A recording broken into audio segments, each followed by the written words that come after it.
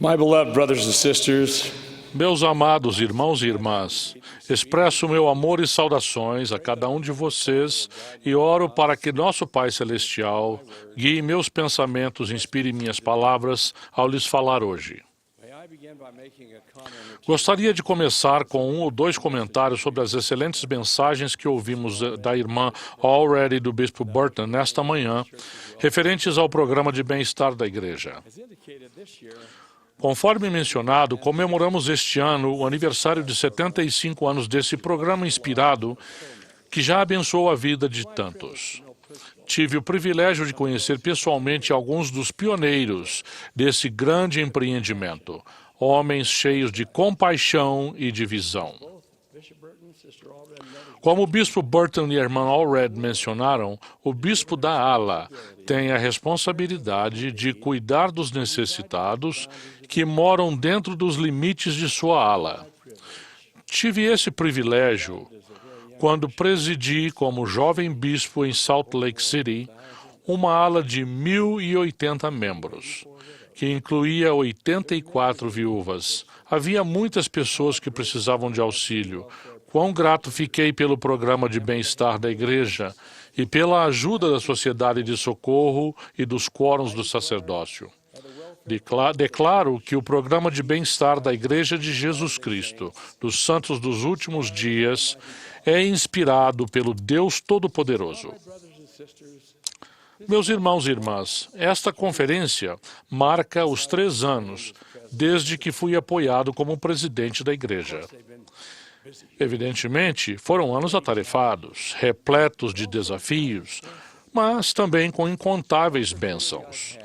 Para mim, a oportunidade que tive de dedicar e rededicar templos foram algumas das mais agradáveis e sagradas bênçãos. E é sobre o templo que desejo falar-lhes hoje. Na Conferência Geral de outubro de 1902, o presidente da igreja, Joseph F. Smith, expressou em seu discurso inicial a esperança de que um dia teríamos templos construídos nas várias partes do mundo em que fossem necessários para a conveniência das pessoas.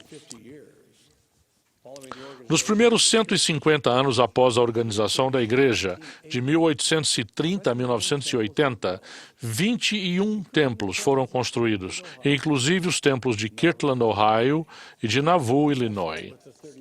Comparem isso com os 30 anos que se passaram desde 1980, durante os quais 115 templos foram construídos e dedicados.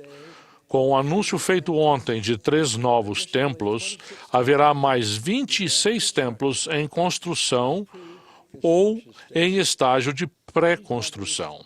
Esses números continuarão a crescer. A meta almejada pelo presidente Joseph F. Smith em 1902 está se tornando realidade. Nosso desejo é tornar o templo tão acessível quanto possível para os nossos membros. Um dos templos atualmente em construção é o de Manaus, Brasil. Há muitos anos, li a respeito de um grupo de mais de 100 membros que partiu de Manaus, que fica no coração da floresta tropical do Amazonas, para viajar até o templo mais próximo na época, localizado em São Paulo, Brasil, a quase 4.000 quilômetros de Manaus. Aqueles santos fiéis viajaram de barco por 4 dias pelo rio Amazonas e por seus afluentes. Depois de terminar esse percurso por barco, subiram em ônibus para enfrentar mais 3 dias de viagem por estradas esburacadas, com quase nada para comer e nenhum lugar confortável para dormir. Após 7 dias e noites, chegaram ao Templo de São Paulo, onde foram realizadas ordenanças de natureza eterna. É claro que sua viagem de volta foi igualmente difícil. Contudo, eles haviam recebido as ordenanças e bênçãos do templo. E, embora estivessem sem dinheiro, Eles próprios estavam cheios do espírito do templo e de gratidão pelas bênçãos que tinham recebido. Agora, muitos anos depois, nossos membros de Manaus se regozijam ao ver seu próprio templo tomar forma nas margens do Rio Negro. Os templos proporcionam alegria a nossos membros fiéis, onde quer que sejam construídos. Os relatos dos sacrifícios feitos para receber as bênçãos que só podem ser encontradas nos templos de Deus nunca deixam de tocar meu coração e de proporcionar-me um renovado sentimento de gratidão pelos templos. Gostaria de contar o relato sobre Tihi Itarayana Moutam e seus 10 filhos. A família inteira filiou-se à igreja no início da década de 1960, quando os missionários chegaram à sua ilha, localizada a cerca de 160 quilômetros ao sul do Tahiti. Logo, eles começaram a desejar as bênçãos do selamento de uma família eterna no templo. Naquela época, o templo mais próximo da família Moutam era o templo de Hamilton, Nova Zelândia, que ficava 4.000 quilômetros a sudoeste, somente acessível por meio de uma dispendiosa viagem de avião. A grande família Moutam, que sobrevivia com dificuldade com a renda gerada por uma pequena plantação, não tinha dinheiro para a passagem de avião. Tampouco havia qualquer oportunidade de emprego em sua ilha do Pacífico. Por isso, o irmão Moutam e seu filho Gerard tomaram a difícil decisão de unir-se a outro filho que trabalhava nas minas de níquel da Nova Caledônia, que ficavam a 4.800 quilômetros a oeste. O empregador pagava a passagem dos empregados para as minas, mas não fornecia transporte de volta para casa. Os 3 homens da família Moutam trabalharam por 4 anos nas minas tropicais de níquel, cavando e transportando o pesado minério. O irmão Moutam voltava sozinho para uma breve visita ao lar uma vez por ano, deixando os filhos na Nova Caledônia. Após 4 anos de trabalho exaustivo, o irmão Moutam e seus filhos economizaram dinheiro suficiente para levar a família ao templo da Nova Zelândia. Todos foram, exceto uma filha. Foram selados para esta vida e para toda a eternidade. Uma experiência indescritível e feliz. O irmão Moutam voltou do templo diretamente para a Nova Caledônia, onde trabalhou por mais 2 anos para pagar a passagem da filha que não estivera no templo com eles. Uma filha casada, o marido e seu filho. Já na velhice, o irmão e a irmã Moutam desejaram servir no templo. Naquela época, o templo de Papeete, Tahiti, já havia sido construído e dedicado, e eles serviram 2 missões ali. Meus irmãos e irmãs, os templos são mais do que pedra e argamassa. Eles estão cheios de fé e jejum. São construídos de provações e de testemunhos. São santificados pelo sacrifício e pelo serviço. O primeiro templo a ser construído nesta dispensação foi o templo de Kirtland, Ohio. Os santos estavam empobrecidos na época. Ainda assim, o Senhor ordenou que um templo fosse construído. Então, eles o construíram. O elder Heber C. Kimball escreveu sobre essa experiência. Só o Senhor sabe as cenas de pobreza, tribulação e aflição por que passamos para realizar isso. E então, depois de tudo estar dolorosamente concluído, os santos foram forçados a deixar Ohio e deixar para trás seu querido templo. Por fim, encontraram refúgio, embora apenas temporário, às margens do rio Mississippi, no estado de Illinois. Eles chamaram seu povoado de Nauvoo e novamente dispostos a dar tudo de si com sua fé inabalada, construíram outro templo a seu Deus. No entanto, foram assolados por perseguições e, com o templo de Navu recém-construído, foram expulsos novamente de suas casas, buscando refúgio em um lugar deserto, onde ninguém mais queria morar. Recomeçaram suas lutas e sacrifícios ao trabalharem por 40 anos para construir o Templo de Salt Lake, que se ergue majestosamente no quarteirão que fica logo ao sul de nosso centro de conferências de hoje. Algum grau de sacrifício sempre esteve associado à construção de templos e à frequência ao templo. Incontáveis são os que trabalharam e lutaram para obter para si mesmos e para sua própria família as bênçãos que são encontradas no templo de Deus. Porque há tantos que estão dispostos a dar tanto de si para receber as bênçãos do templo. Aqueles que compreendem as bênçãos eternas que advêm do templo sabem que nenhum sacrifício é grande demais, nenhum preço é alto demais, nenhuma luta é difícil demais para se receber essas bênçãos. Nunca há quilômetros demais para viajar, obstáculos demais para sobrepujar ou desconforto demais para suportar. Eles compreendem que as ordenanças de salvação recebidas no templo, que nos permitem, um dia, voltar à presença de nosso Pai Celestial em um relacionamento familiar eterno, além da investidura de bênçãos e de poder do alto, valem todo o sacrifício e todo o esforço. Hoje, a maioria de nós não precisa enfrentar muitas dificuldades para ir ao templo.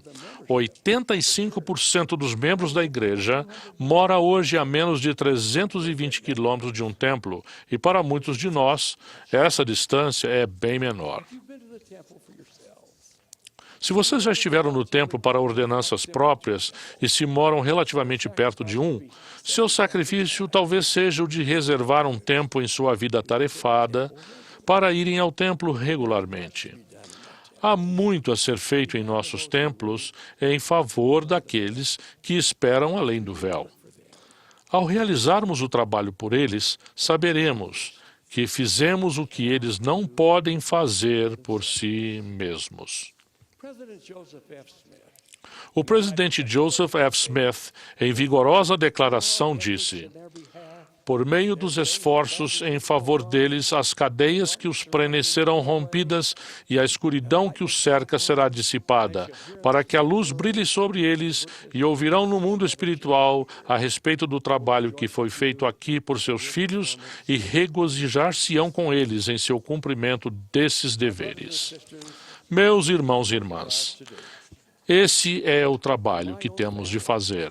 Em minha própria família, algumas de nossas experiências mais sagradas e queridas ocorreram quando nos reunimos no templo para realizar ordenanças de selamento para nossos antepassados falecidos. Se ainda não estiveram no templo, ou, se já estiveram, mas no momento não estão qualificados para uma recomendação, não há meta mais importante para alcançarem do que a de serem dignos de ir ao templo.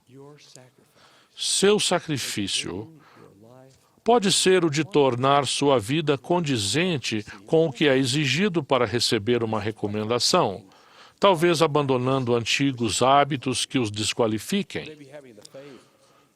Pode ser o de terem a fé e a disciplina para pagar seu dízimo. Seja qual for esse sacrifício, qualifiquem-se para entrar no templo de Deus.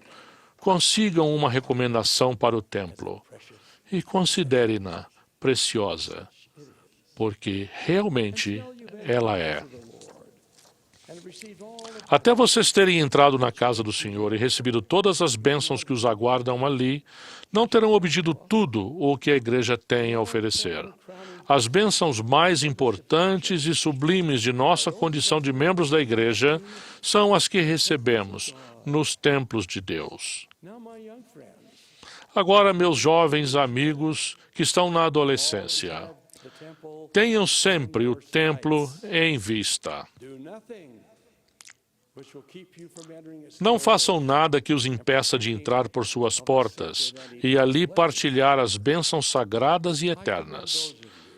Elogio aqueles de vocês que já vão ao templo regularmente para realizar batismos pelos mortos, acordando bem cedo pela manhã para poderem participar desses batismos antes da escola.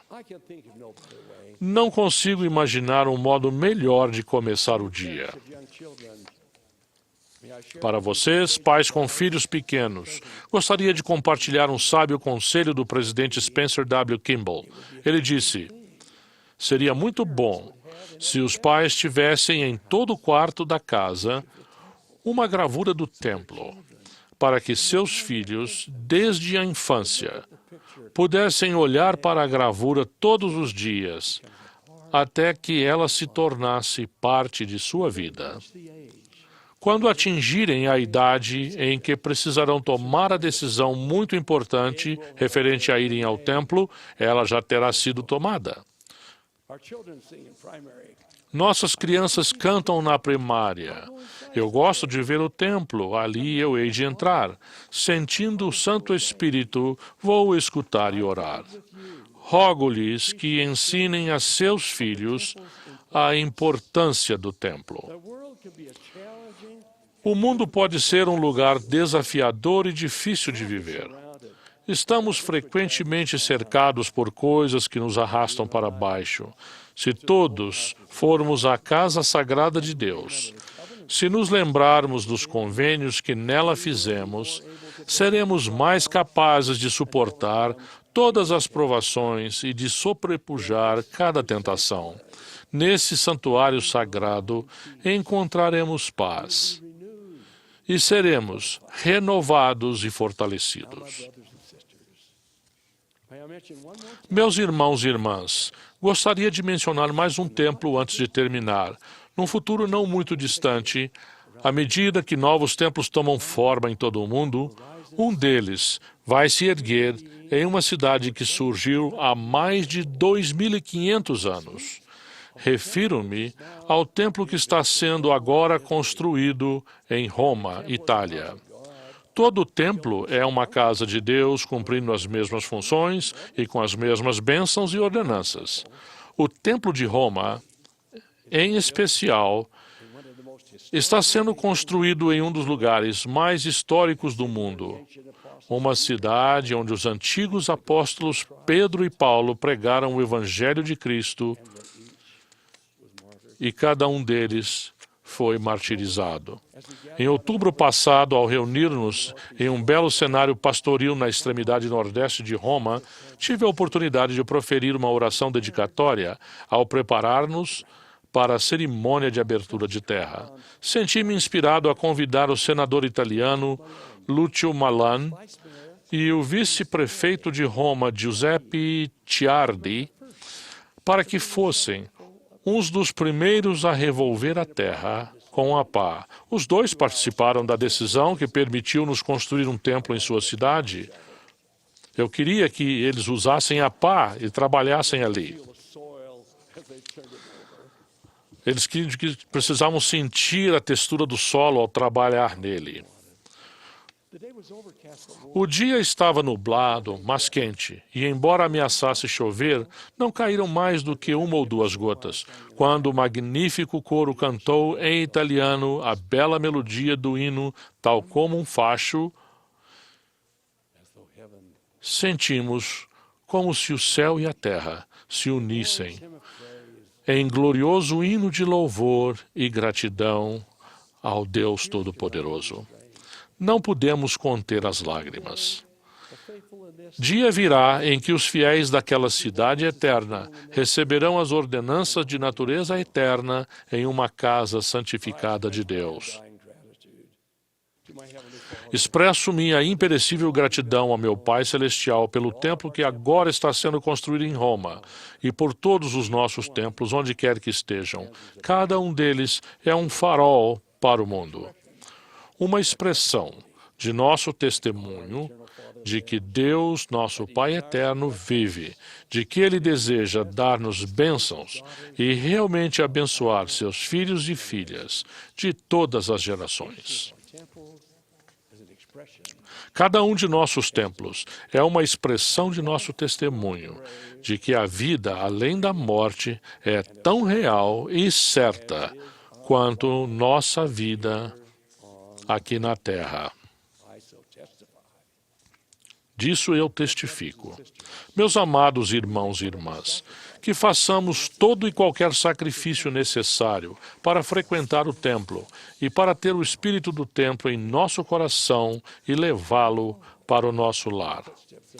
Que sigamos os passos de nosso Senhor e Salvador Jesus Cristo, que fez o maior de todos os sacrifícios por nós, para que possamos desfrutar a vida eterna e a exaltação no reino de nosso Pai Celestial. É minha oração sincera, e eu a ofereço em nome de nosso Salvador, Jesus Cristo, o Senhor. Amém.